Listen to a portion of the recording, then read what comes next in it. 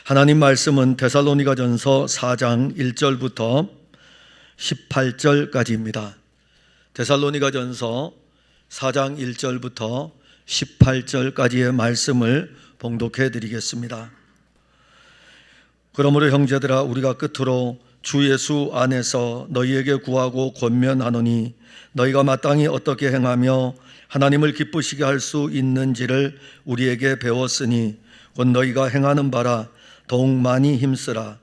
우리가 주 예수로 말미암아 너희에게 무슨 명령으로 준 것을 너희가 아느니라. 하나님의 뜻은 이것이니 너희의 거룩함이라. 곧 음란을 버리고 각각 거룩함과 존귀함으로 자기의 아내 대할 줄을 알고 하나님을 모르는 이방인과 같이 세욕을 따르지 말고 이 일의 분수를 넘어서 형제를 해하지 말라.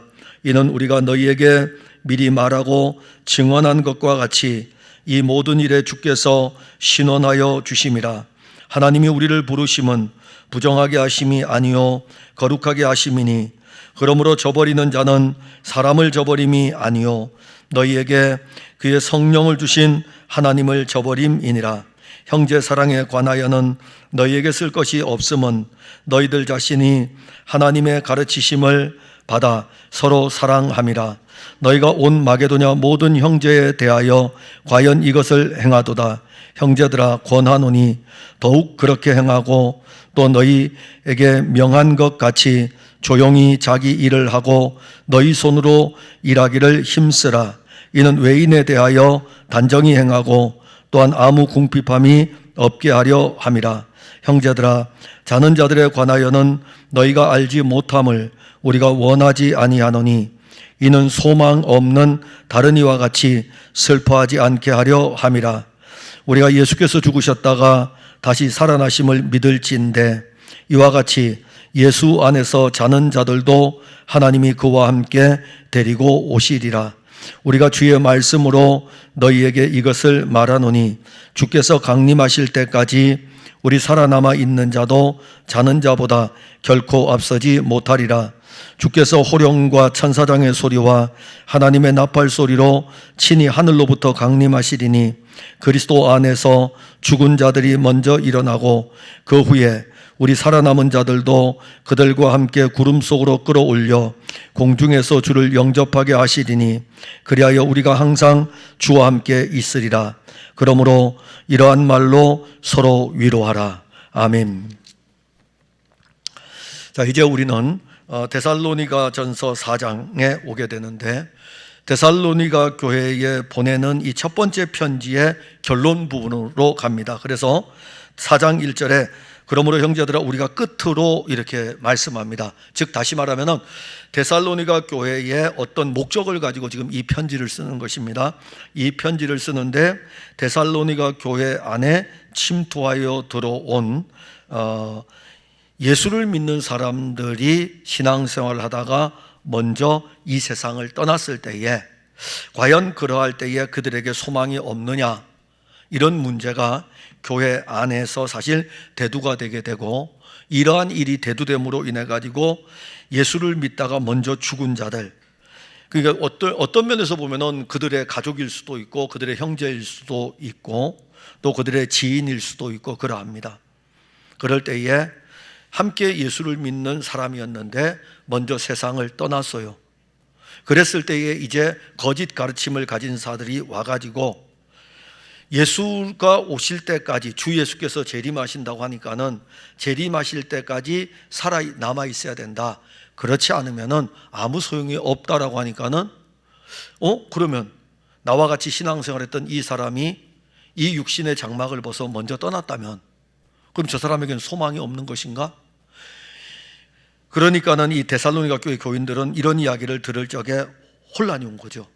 혼란이 왔을 적에 이 부분에 대한 문제를 이제 접근을 해가면서 데살로니가의 현재 상황을 쭉 설명해 주는 거예요. 그들이 복음을 받은 것과 복음 안에서 어떠한 활동을 하고 있는 것에 대해서 칭찬할 것 칭찬하고 쭉 하면서 4장에 와서는 이제 그 부분에 대해서 본격적으로 언급을 해 주는 것입니다. 자, 제가 지금 여러분들에게 데살로니가전서 1장, 2장, 3장, 4장 쭉 이렇게 계속 설명을 해드리고 있어요. 그럼에도 불구하고 여러분들은 데살로니가 전서를 안 배웠다고 할 겁니다.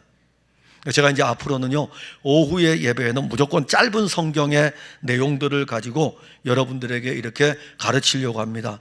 그러니까 여러분들이 짧은 이 성경이니까 데살로니가 전서가 사실 5장까지밖에 없어요. 그러면 이제 우리가 성경 66권 가운데 한 권 띄는 거예요. 한 권 띄는 겁니다.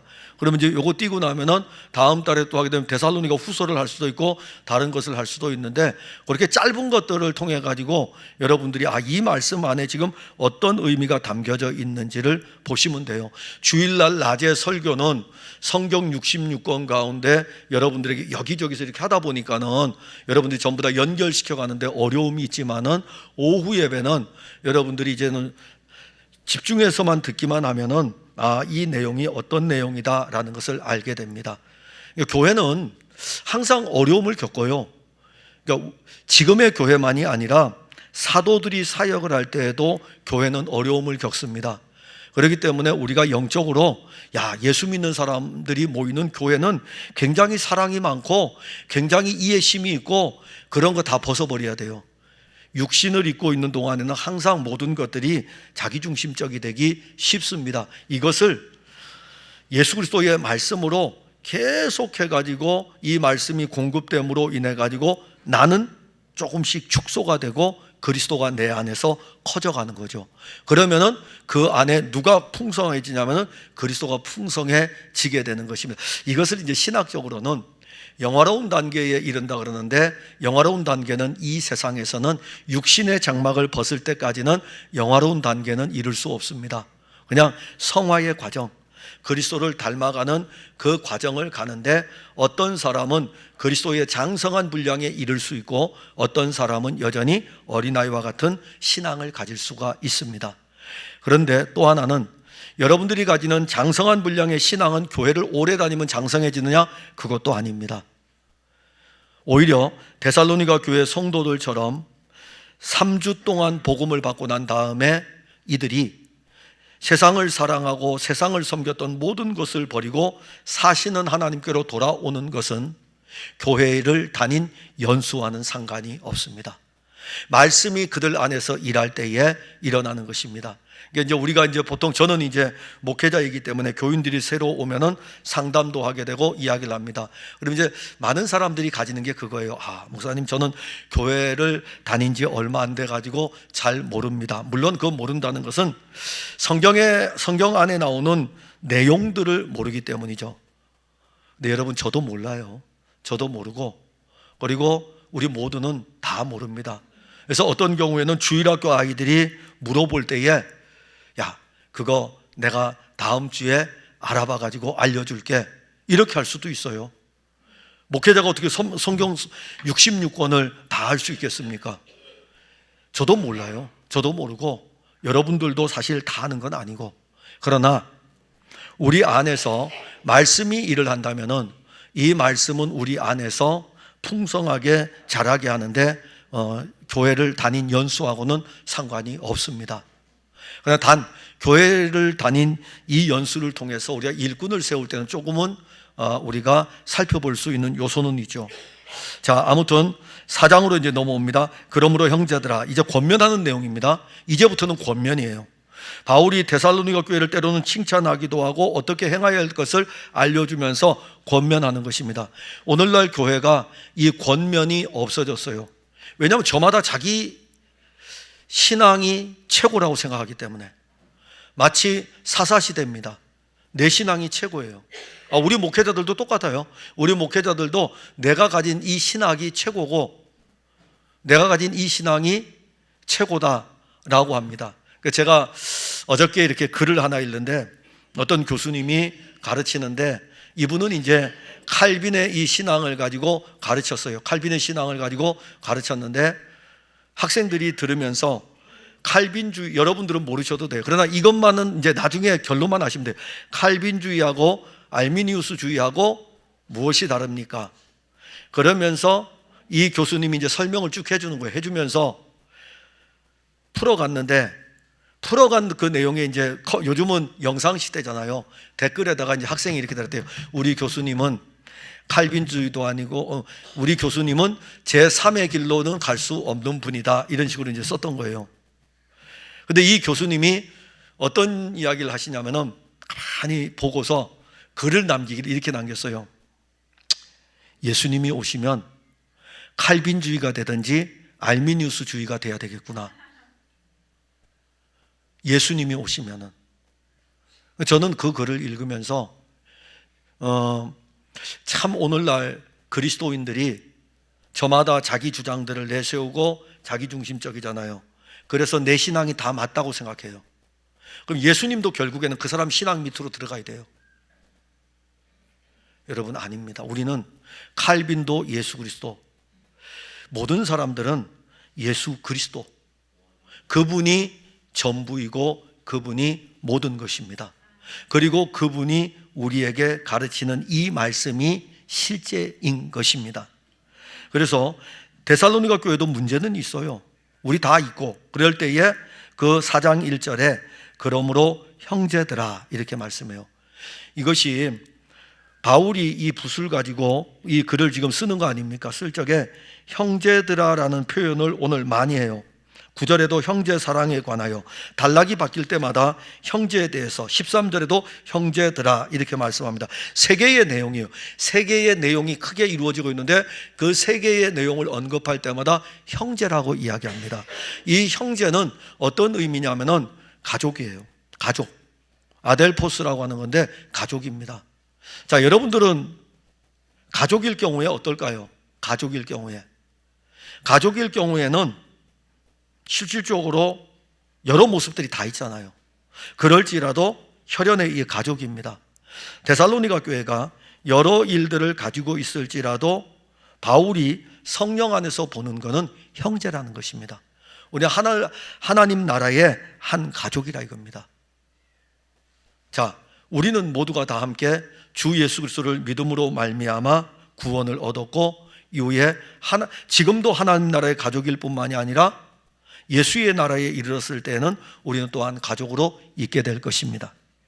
그래서 형제들아, 우리가 끝으로 주 예수 안에서, 바울의 표현이에요. 여러분들이 제가 늘 강조하는 것이, 바울 서신의 중요한 것은 예수 안에서입니다. 모두가 다 예수 안에 있다는 거예요. 좀 부족하고 좀 연약해도 예수 안에 있는 거예요. 우리 모두는 다 예수 안에 있어요. 그래서 예수 안에서 너희에게 구하고 권면한다. 자, 너희들에게 구한다, 너희들에게 권면한다, 이 말은 너희들이 어떻게 살아야 될 것인가에 대해서 알려줍니다. 자, 그러면 어디 안에 있다고요? 예수 안에 있다는 것입니다. 예수 밖에서 우리가 열정적으로 노력해서 이렇게 사는 것이 아니라 예수 안에 있다는 거예요. 그거를 여러분들이 잊어버리면 안 됩니다. 내가 예수 안에 있다는 거. 그래서 예수 안에서 너희에게 구하고 권면한다. 너희가 마땅히 어떻게 행하며, 자, 예수 밖에서 행하는 것하고 예수 안에서 행하는 것은 다릅니다. 자, 지금 우리가 여기에 있는 것은 교회라는 건물 안에 있는 거잖아요. 교회란 건물 안에 있는 것이고, 보이지 아니하지만은 우리는 성령으로 말미암아 그리스도 예수 안에 이렇게 있습니다. 이 안에서 우리는 육신을 입고 신앙생활 하는 거예요. 육신을 입고 신앙생활 하는데 육신의 본성도 이 안에 지금 있어요. 그래서 괜찮아요. 예수 안에 없다면은 이 육신의 본성이 문제가 되지만은 예수 안에 있잖아요. 예수 안에 있기 때문에 이 육신의 본성인 아담의 본성이 우리 안에 드러나요.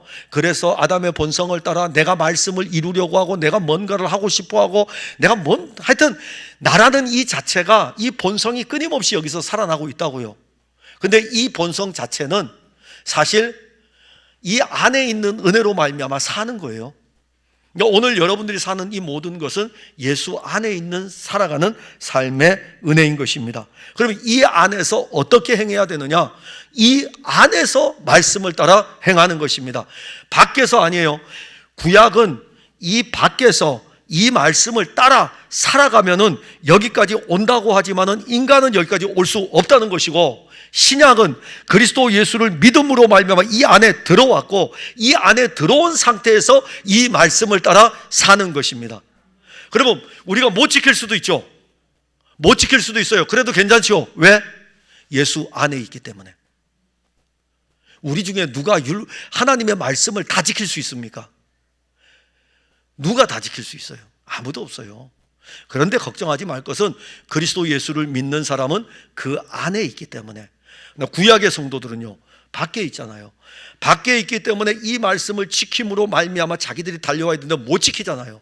그럴 때 구약의 성도들에게는 나는 죄인이기 때문에 제사를 드리는 것이고, 신약의 성도는 예수의 피로 말미암아 그 안에 들어와 있기 때문에 그 안에서 우리가 이제 살아가야 될 말씀들이 무엇인가라고 했을 적에, 실질적으로 지금 데살로니가 교회뿐만이 아니라 그 시대에 마게도냐 지역의 빌립보, 데살로니가, 거기서 내려오면 베레아, 요 지역들에게 유행하는 사상이 있어요.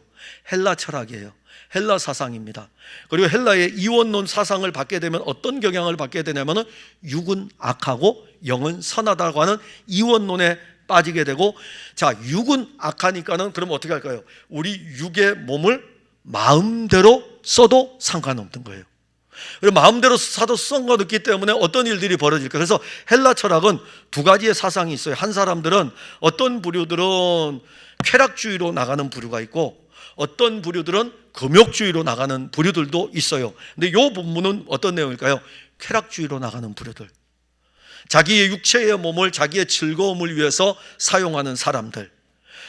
그런데 이 부분이 어디에 있다고요? 예수 안에 있는 사람들에게는 내가 권면하노니 너희 육체를 너희 쾌락에 내어주지 말라는 것입니다. 그거 지금 권면하는 거예요.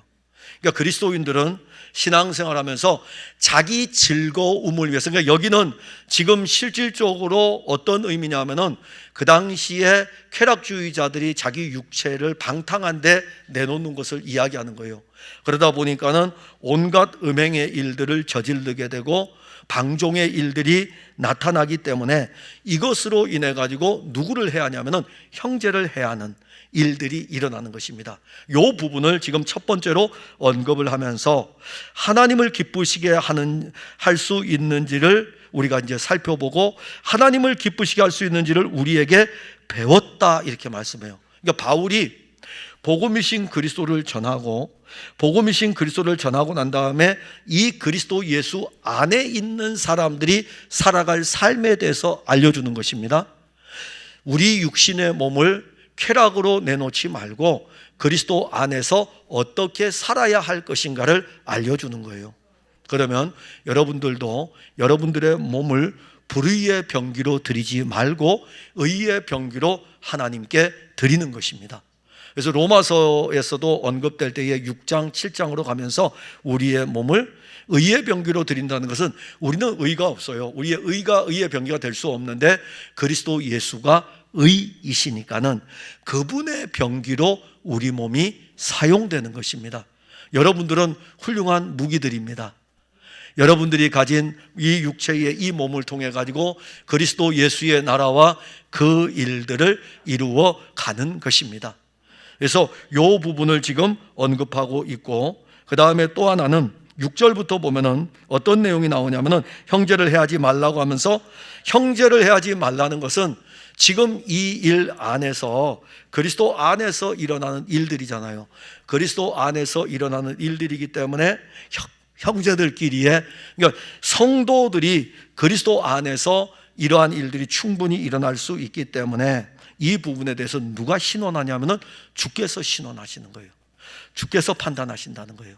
주께서 처리하신다는 것입니다. 그러니까 그리스도 안에 있는 사람들의 이 모든 문제는 누가 처리할 것이냐면은 예수님께서, 그리스도께서 처리를 하신다는 것입니다. 그분에게 맡기라는 거죠. 그러니까 우리 신앙인들이 이런 부분에 대해서 잘 살펴보면서 7절에 하나님이 우리를 부르심은 부정하게 하심이 아니요 거룩하게 하심이다. 즉 우리를 그리스도 예수 안에서 부르셨어요. 이 부르신 것은 우리로 하여금, 우리 부정하다는 것은 우리 육신을 따라서 살아가는 것을 이야기하고, 거룩하다는 것은 거룩하신 분은 한 분이시니 하나님의 아들 예수 그리스도고, 그러니까 우리를 부르신 것은 우리의 부정함, 우리의 육신을 따라 사는 것이 아니라 우리를 거룩하게 하신 것이니 우리는 그리스도 예수로 살아가는 삶이다라는 것을 말씀하는 것입니다.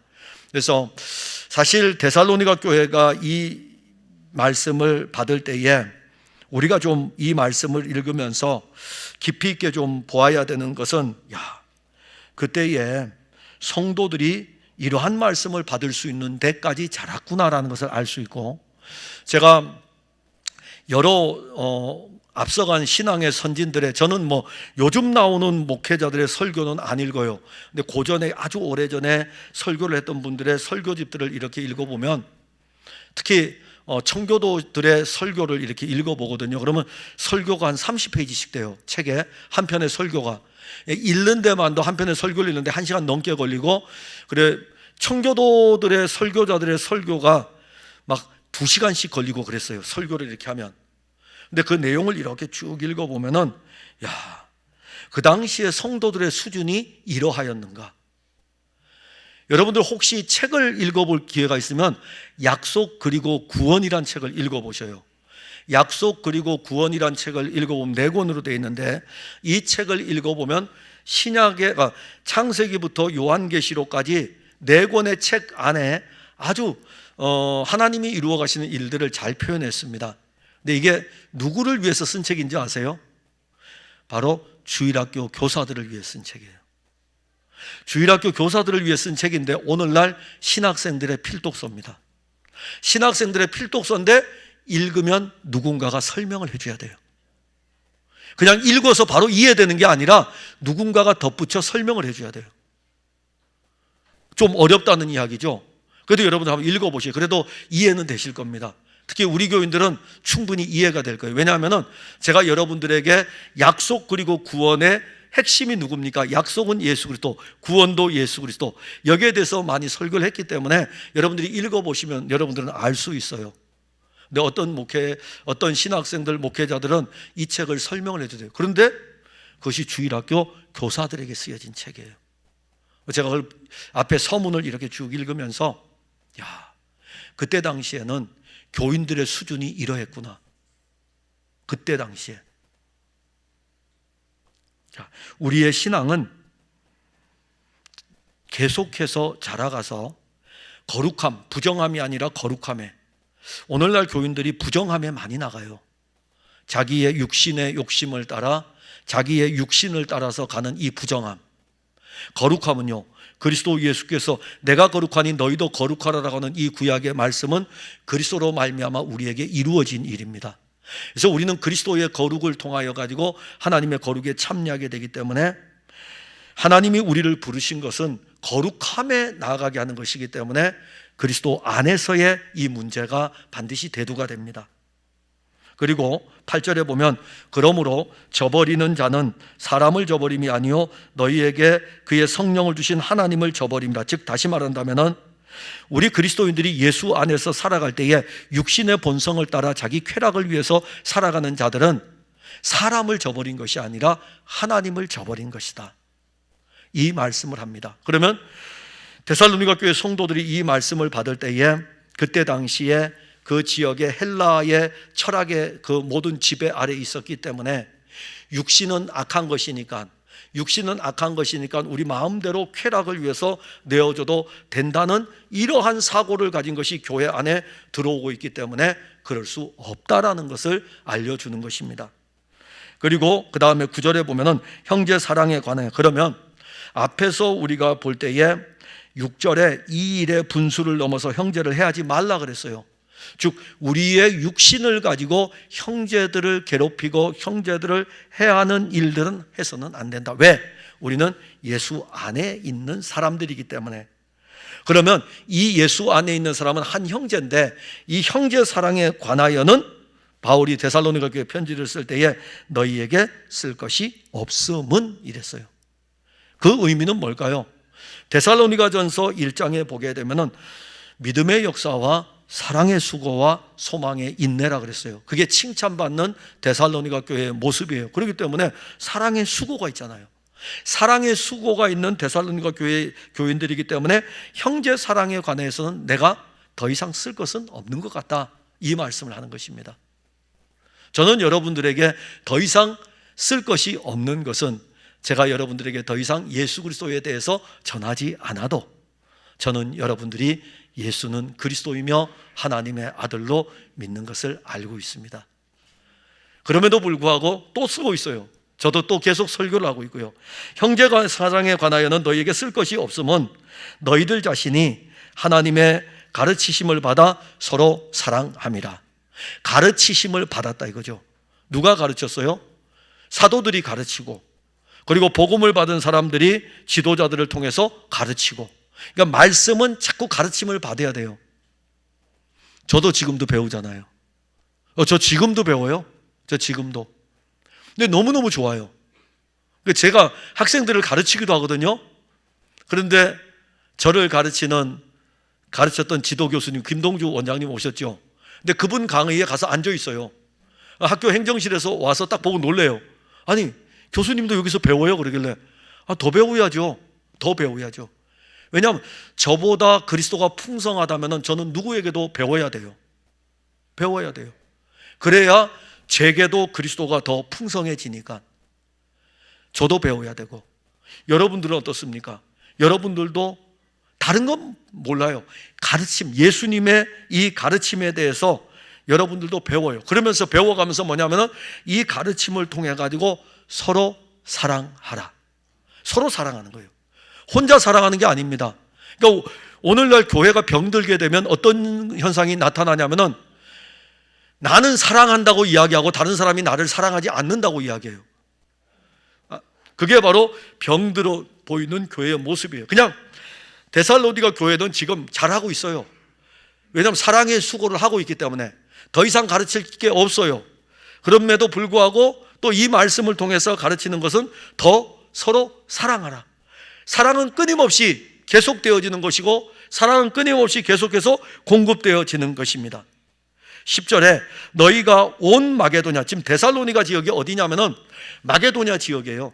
그러니까 그리스로 이야기하면 저 북쪽 지역이고 북쪽 그리스와 연결된 데가 마케도니아예요.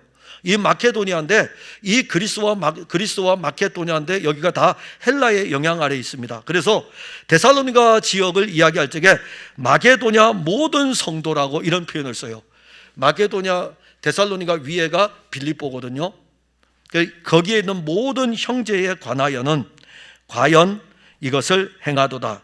자, 너희가 온 마게도냐 모든 형제에 대해서, 아래로는 베레아, 위로는 데살로니가, 그 위로는 빌립보, 요 모든 형제들에 관하여는 너희들이 서로 사랑하고 있다. 이 사랑이 어디까지 간다고요? 위에 이렇게 돼 있는데 요 아래로 내려오면 아덴이 있고 더 아래로 내려오면 고린도가 있는데 이게 반도예요. 이게 아가야 반도입니다. 우리는 한반도죠. 그리스의 이 삼면의 이 아가야 반도인데 요 아가야 반도에 마게도냐 교회에 사랑을 끼치는 데살로니가 교회의 사랑이 여기까지 소문이 난 거예요. 그래서 오늘 10절에 너희가 온 마게도냐 모든 형제에 대하여 과연 이것을 행하도다. 형제들아, 권하노니 더욱 그렇게 행하고. 자, 잘하고 있죠. 서로 사랑하고 있고 사랑의 수고를 하고 있어요. 그런데 또 가르치는 게 뭡니까? 더욱 그렇게 행하고. 달리는 말에 채찍질하는 그런 느낌이죠. 사랑이 풍성해요. 사랑이 풍성하는데 됐다가 아니에요. 더 행하라. 더 행하라. 어디까지 잘하는 거냐면 그리스도인의 모든 삶의 영역은 그리스도에게까지 자라가는 것입니다. 그리스도 그분이 기준인 거예요. 신앙도 그리스도, 신앙에 대한 생활도 그리스도. 그렇게 행하고, 그리고 11절에 또 너희에게 명한 것 같이 조용히 자기의 일을 하고 너희 손으로 일하기를 힘쓰라.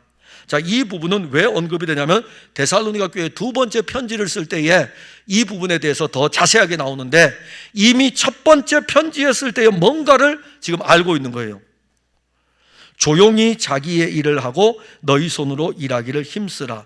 두 번째 편지를 쓸 때는 데살로니가 교회에 재림에 대한 문제가 일어나기 때문에 마치 여러분들 예전에 1992년 10월 28일 이장님 씨가 예수님 재림한다고 해가지고 교편 잡는 사람들은 다 사직서를 내고 서울역 근처 어디 교회 막 모였잖아요. 예수님 재림하면 일하는 거 다 필요 없다라고 하면서 그런 사람들이 있었거든요. 그때 당시에. 지금부터 20년 전에 있었어요. 근데 그게 20년 전에만 있었던 것이 아니라 데살로니가 교회에도 그런 일들이 있었어요. 예수님 재림하는데 우리가 뭔 일 할 필요가 있어? 아무것도 안 해도 돼. 재림하시면 되면 끝인데. 굉장히 신앙이 좋은 것 같죠. 그래서 이러한 데살로니가 교회의 문제를 바울은 알고 있기 때문에 오늘 여기에서 조용히 자기의 일을 하고, 자, 여러분들은 예수 그리스도 안에서 이 믿음을 가지고 살아갈 때에 자기에게 주어진 잡이 있어요. 그 일을 최선을 다해서 하는 것입니다. 그 일을 하는 거예요. 자기 일을 하고, 그 다음에 너희 손으로 일하기를 힘쓰라. 먹고 마시는 이 일을 위해서 남에게 남으로부터 도움을 받지 말고, 그리스도인들은 그리스도 안에서 자기가 일해가지고 자기가 먹고 사는 자립, 이것이 필요합니다. 그런데 교회 안에 자기가 힘을 쓸 수 없는 사람들이 있다면 교회는 또 이렇게 언급해요.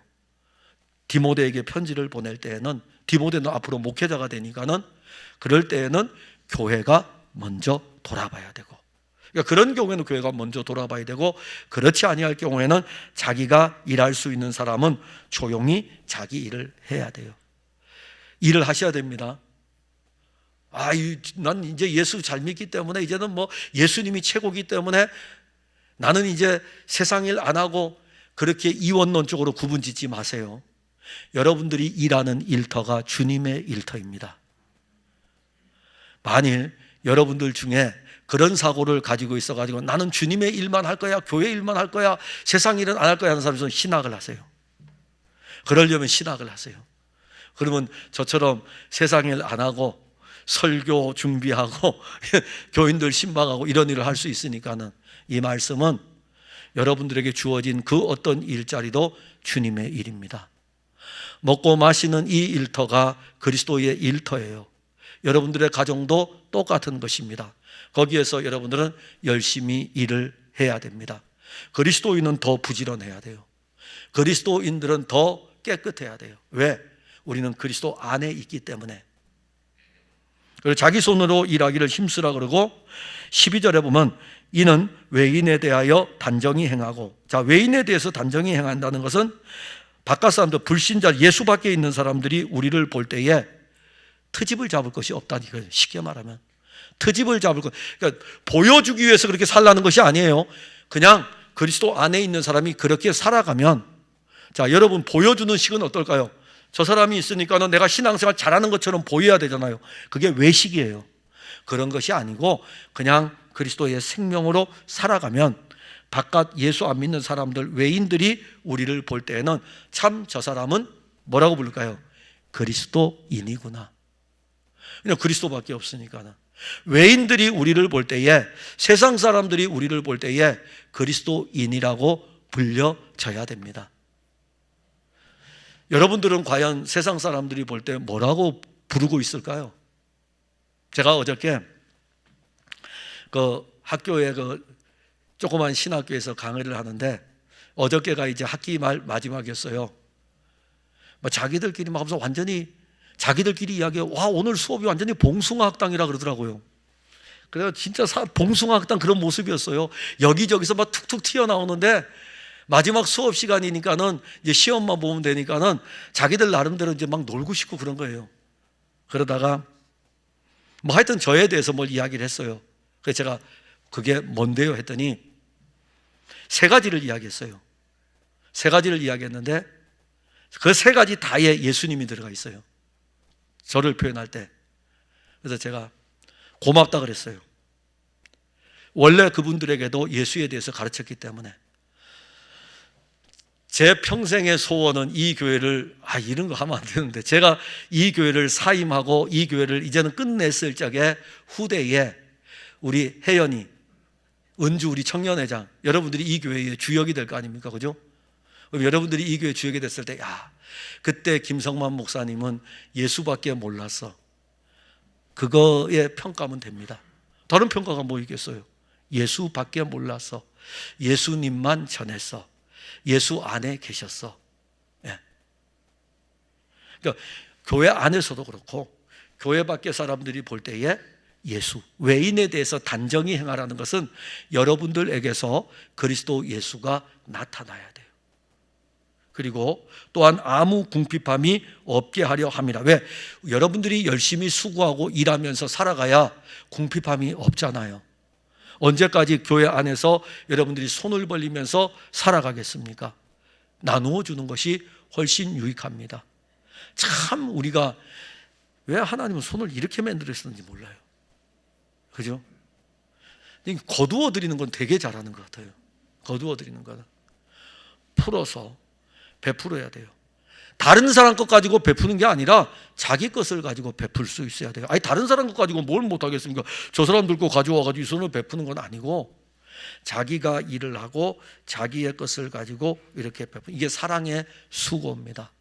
데살로니가 교회 안에 지금 하나의 큰 문제는 이러한 부분, 즉 우리가 그리스도 안에서 하나의 교회로 거룩함, 즉 세상의 쾌락을 추구하지 말라는 것과 또 하나는 형제를 사랑하는 것에 대해서 말씀합니다. 그 다음에 13절부터 18절까지는 죽은 자들에 대한 것입니다. 자, 형제들아, 자는 자들에 관하여는, 잠을 잔다라는 이 표현을 쓰는 것은 성경의 죽음에 대한 독특한 표현이기도 합니다. 잠시 후에 깨어나는 것을 이야기해요. 죽었다라는 이 자체는 단절을 이야기하죠. 우리가 흔히 언어적으로 볼 때에 잔다는 것은 단절이 아닙니다. 깨어난다는 것입니다. 그리스도인들은 죽음으로 끝이 아니에요. 죽음으로 끝이 아니고 우리에게 내세가 있다는 것을 알려주고 있습니다. 그래서 이 자는 자들에 관해서 언급하는데 데살로니가 교회에 편지를 보내는 첫 번째 편지의 목적에 그 하고 싶은 내용이 여기에 있는 것입니다. 자는 자들에 관하여는 너희가 알지 못함을 우리가 원하지 아니한다. 알아야 된다는 것이죠. 우리가 정말 원하는 것은 너희들이 자는 자들에 관해서, 저도 정말 여러분들이 꼭 알아야 되는 것은 예수님 재림하실 뿐만이 아니라 여러분들이 그리스도 안에 있으면은 주 예수의 나라에 이른다는 것이고 우리에게 내세가 있다는 것입니다. 여기에 대해서는 여러분들이 꼭 아셔야 돼요. 그러면서 이와 같이 예수 안에서 자는 자들도 하나님이 그와 함께 원하지 아니하여 이는 소망이 없는 다른 이와 같이 슬퍼하지 않게 하려 함이라. 참고로 여러분들에게 우리가 흔히 교인들이 이 세상을 떠날 경우에 이렇게 표현하는 경우들이 간혹 있더라고요. 여러분들이 오늘 설교를 들을 때에는 이 표현을 사용하지 않으면 좋을 것 같아요. 예를 들어서 누가 세상을 떠났을 때에 명복을 빕니다라는 단어는 쓰지 않으면 좋을 것 같아요.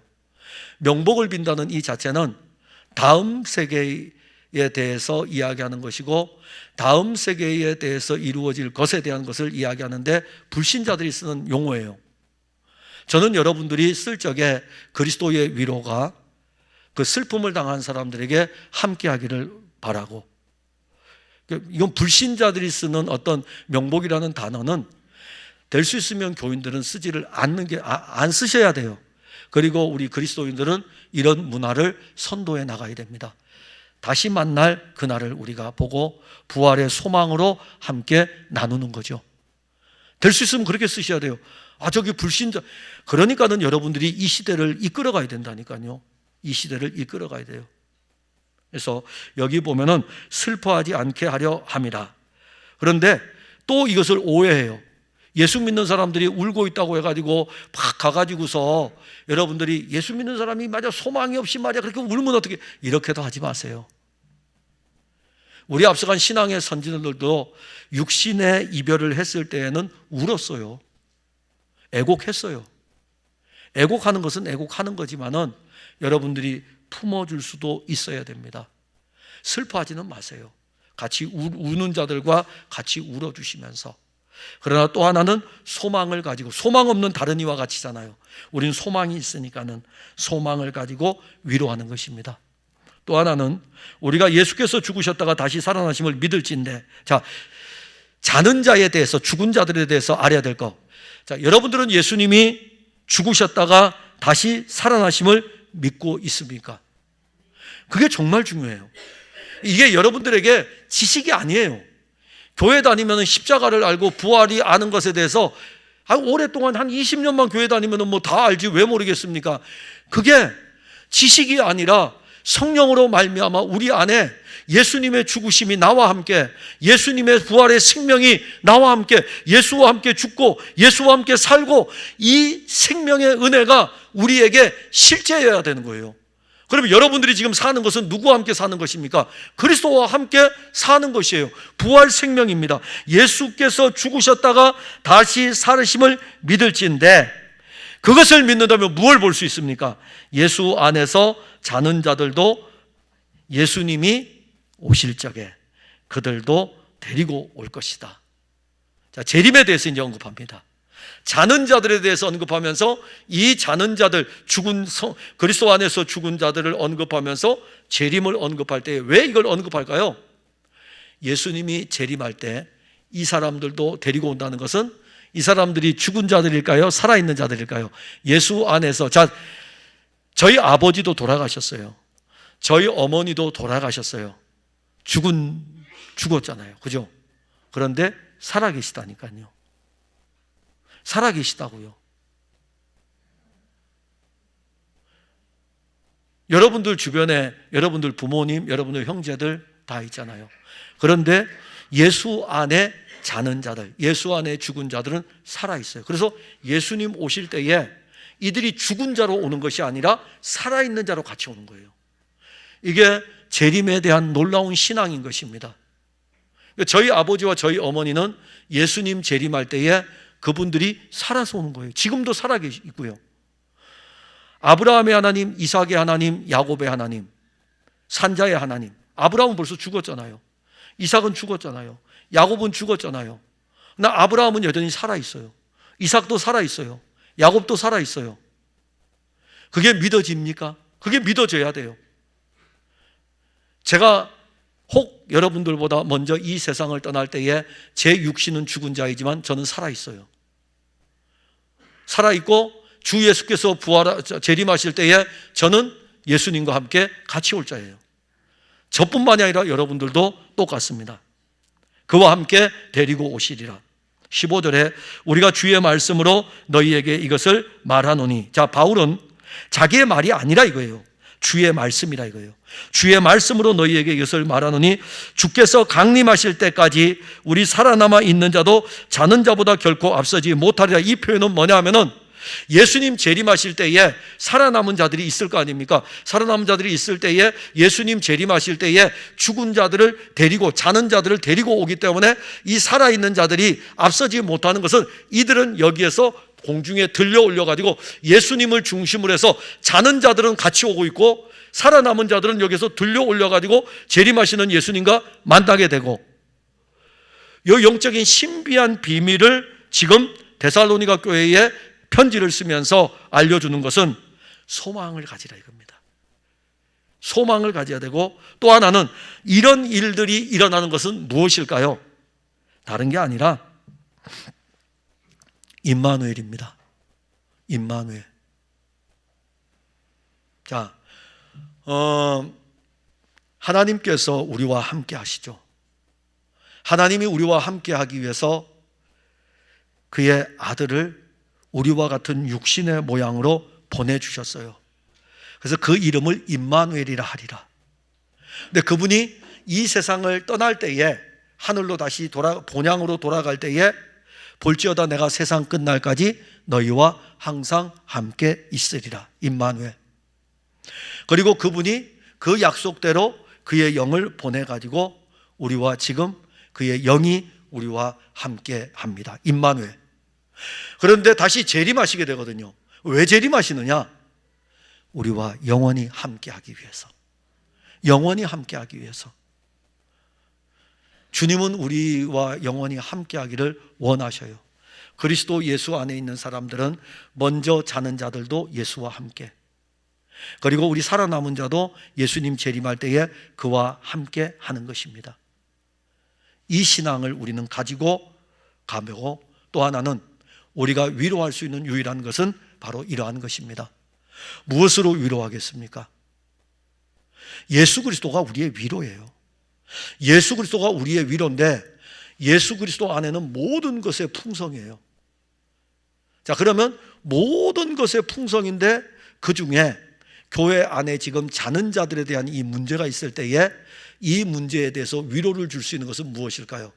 바로 주님이 재림하실 때에 먼저 자는 자들과 지금 살아있는 우리들도 다 같이 예수와 함께 영원히 있을 것이다. 이걸 가지고 이제 위로해 주는 거죠. 여러분, 우리는 분명 서로 다 위로해야 됩니다. 저도 여러분들을 위로해야 되고 여러분들도 저를 위로해야 되고, 그 위로는 세상의 위로가 아니라 예수 그리스도로 말미암아 이루어지는 위로이고 그리스도 안에서 함께 교통하는 은혜인 것입니다. 그래서 우리 풍성학교의 모든 성도들은 때로는 육신의 연약한 모습도 보여요. 그리고 이 말씀대로 이루어져가는 일들이 언제 이루어질지는 모르지만 우리 안에서 이 말씀은 또 자라갈 것이고, 때가 되면 그 사람 안에서 이 말씀이 또 다른 사람에게 위로가 될 것입니다. 그렇게 자라감으로 인해서 교회는 신령한 은혜 아래 있게 되는 것입니다. 저는 우리 풍성학교의 성도들이 그렇게 자라가는 모습을 볼 때에 너무너무 행복해요. 행복하고, 또한 여러분들이 기도하는 이런 모습들을 볼 때에 여러분들이 얼마나 그리스도를 구하고 있는가를 알게 됩니다. 참 잘하는 일입니다. 앞으로도 여러분들이 구하여야 될 것은 바로 예수 그리스도이고, 그리고 이 예수 그리스도를 구할 때마다 그리스도 안에서 형제 사랑에 관한 이 말씀들은 여러분들을 통해서 또 진행되기를 바랍니다. 율법하고는 그리스도 없는 율법하고 다릅니다. 그리스도 안에서 주의 말씀을 이루어가는 것입니다. 그러니까 그 안에서 여러분들 못 이룰 수 있어요. 근데 걱정하지 마셔요. 넘어져도 그리스도 안에니까는 그 안에서 다름질하는 것입니다. 기도하겠습니다. 하나님 감사합니다. 주 예수 그리스도 안에서 우리가 신앙생활을 하다 보면 우리 육신의 욕망을 따라, 그리고 그 시대의 문화에 사로잡혀 가지고 우리 육신을 쾌락에 내어주려고 하는 일들이 일어납니다. 그럴 때에 바울은 데살로니가 교회에 편지를 쓰면서 이 부분에 대해서 분명히 언급하고 있고, 그리스도 예수 안에 있는 사람들은 하나님의 말씀의 권면을 받아서 거룩을 위하여 나아가야 되고, 이미 그들은 그리스도 안에 있기에 그 안에서 다름질하는 기쁨이 있을 것입니다. 또한 형제 사랑에 관하여는 이미 우리가 지금처럼 해왔듯이 그리스도 예수의 말씀으로 서로 사랑하며 함께 세워져가는 교회가 되게 하시고, 우리의 소망이 주 예수 그리스도에게 있음을 알고 우리는 그리스도가 다시 오실 때에 지금도 그의 영으로 말미암아 하나님과 함께하고 있고, 이후에도 그가 오실 때에 그와 함께할 것을 우리는 믿고 있습니다. 서로 이 여러 말로 위로하면서 함께 붙들고 함께 교회를 세워가도록 이끌어 주옵소서. 예수님 이름으로 기도하옵나이다. 아멘.